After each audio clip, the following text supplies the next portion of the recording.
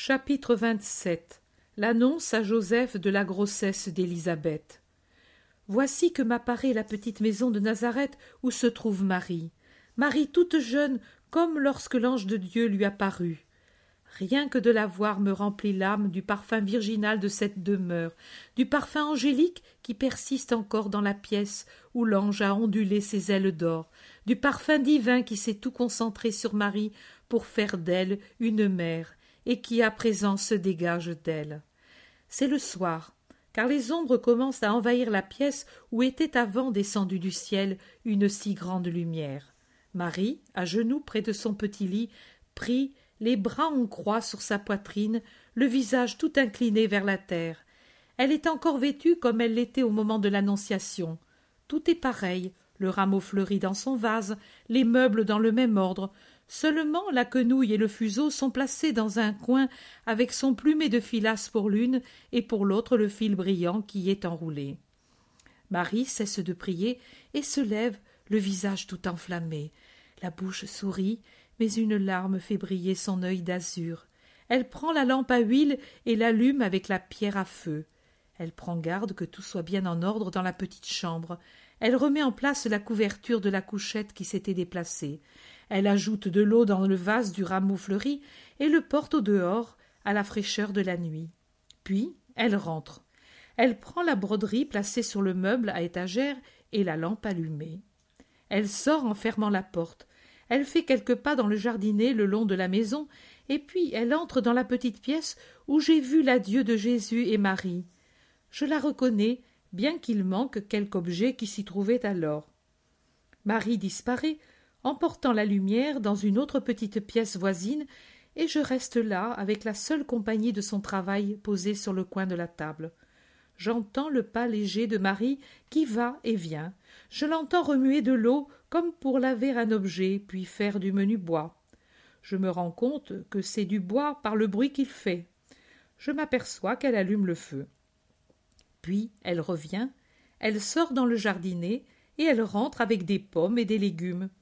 Elle met les pommes sur la table, sur un plateau de métal gravé au burin. Il me semble de cuivre buriné. Elle retourne à la cuisine. Cette pièce était bien la cuisine. Maintenant, la flamme du foyer se projette joyeusement par la porte ouverte et fait danser des ombres sur les murs. Il se passe quelque temps et Marie revient avec un petit pain bis et une tasse de lait chaud. Elle s'assied et trempe des tranches de pain dans le lait. Elle les mange lentement. Puis, laissant la tasse à moitié, elle entre de nouveau dans la cuisine et revient avec des légumes sur lesquels elle verse de l'huile et les mange avec le pain. Elle se désaltère avec le lait, puis elle prend une pomme et la mange. Un repas de fillette.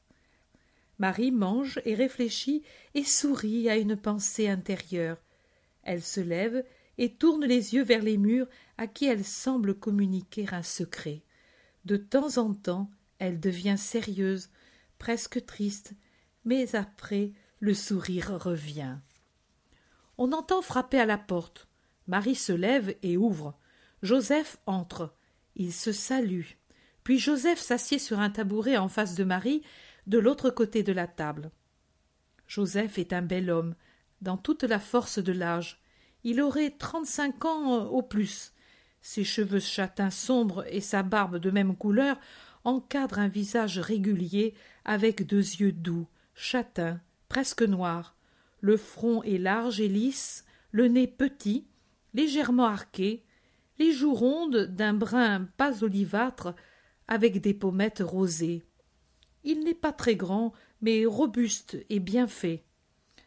Avant de s'asseoir, il a enlevé son manteau. C'est le premier que je vois de ce genre. Il est de forme ronde, fermé à la gorge par un crochet ou quelque chose du même genre, avec un capuchon.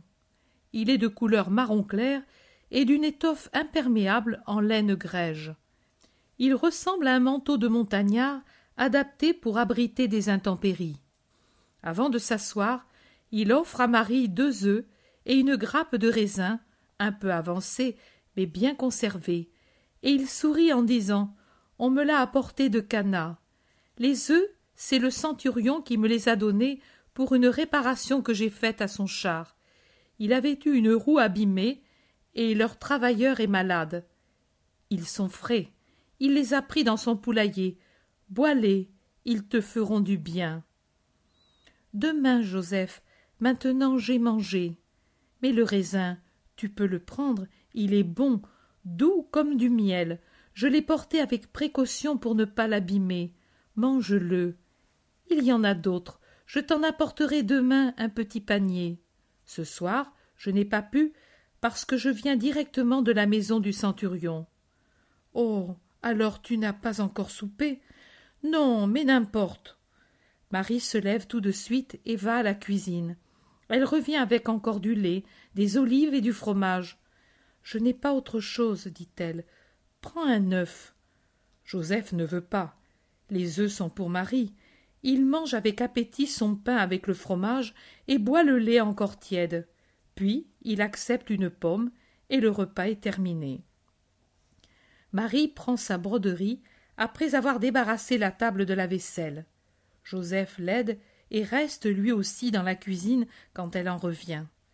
Je l'entends bouger pendant qu'il remet tout en place et attise le feu, car la soirée est fraîche. Quand il revient, Marie le remercie. Ils parlent entre eux. Joseph raconte comment il a passé la journée. Il parle de ses neveux. Il s'intéresse au travail de Marie et à ses fleurs. Il promet d'apporter de très belles fleurs que le centurion lui a promises. Ce sont des fleurs que nous n'avons pas. Il les a apportées de Rome. Il m'en a promis des plants. Maintenant que la lune est favorable, je vais te les planter. Elles ont une belle couleur et une odeur très agréable. Je les ai vues l'été dernier, car elles fleurissent en été. Elles te parfumeront toute la maison. Je vais pouvoir les planter et les greffer. La lune est favorable, c'est le moment. Marie sourit et remercie. Un silence. Joseph regarde la tête blonde de Marie penchée sur la broderie. Un regard d'amour angélique. Certes, si un ange regardait une femme d'un amour d'époux, c'est ainsi qu'il la regarderait. Marie, comme si elle prenait une décision, pose sur son sein la broderie et dit « Joseph, j'ai aussi quelque chose à te dire. Je n'ai jamais rien à dire, car tu sais comme je vis dans la retraite. Mais aujourd'hui j'ai une nouvelle. J'ai appris que notre parente Élisabeth, femme de Zacharie, attend un enfant. » Joseph écarquille les yeux et dit « À cet âge ?» « À cet âge, répond Marie en souriant, le Seigneur peut tout, et il a voulu donner cette joie à notre parente. »« Comment le sais-tu? La nouvelle est-elle sûre ?» ?»« Il est venu un messager, quelqu'un qui ne saurait mentir. Je voudrais aller chez Élisabeth pour lui rendre service et lui dire que je me réjouis avec elle, si tu le permets. Marie, tu es mon épouse, et moi je suis ton serviteur. Tout ce que tu fais est bien fait. Quand veux-tu partir? Le plus tôt possible, mais je resterai là-bas des mois entiers. Et moi, je compterai les jours en t'attendant. Pars tranquille, je penserai à ta maison et au jardinet. Tu trouveras des fleurs belles comme si tu les avais soignées. Seulement, attends, je dois aller avant la Pâque à Jérusalem pour acheter quelques objets utiles à mon travail. Si tu attends quelques jours, je t'accompagnerai jusque-là. Pas plus loin, parce que je dois revenir promptement. Mais jusque-là, nous pouvons aller ensemble. Je suis plus tranquille si je ne te sais pas seule sur les chemins. Au retour, tu me le feras savoir, je viendrai à ta rencontre. Tu es si bon, Joseph, que le Seigneur te récompense par ses bénédictions et tienne loin de toi la douleur. Je le prie toujours pour cela. Les deux chastes époux se sourient angéliquement. Le silence se rétablit quelque temps, puis Joseph se lève, il remet son manteau, relève le capuchon sur la tête. Il salue Marie, qui, elle aussi, s'est levée et sort.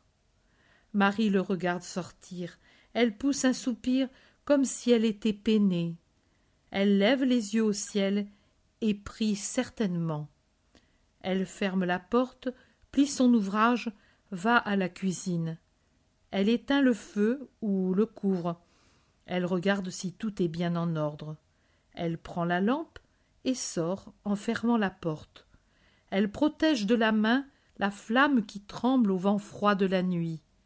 Elle entre dans sa chambre et prie encore. La vision se termine ainsi.